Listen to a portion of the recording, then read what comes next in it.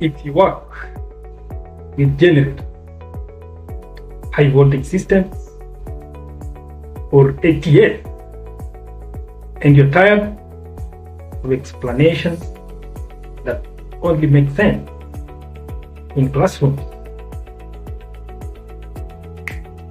this channel is for you. I'm an electrical supervisor, 12 years in the field.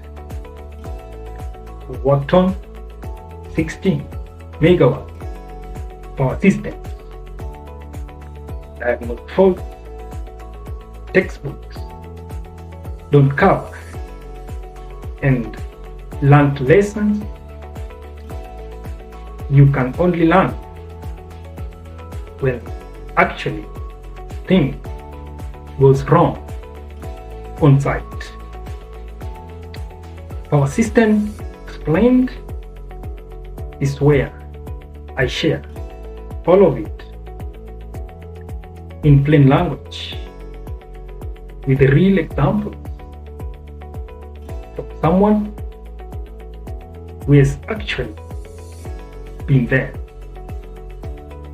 Every week, generator troubleshooting, high voltage, medium voltage, and low voltage system, ATS, and synchronization.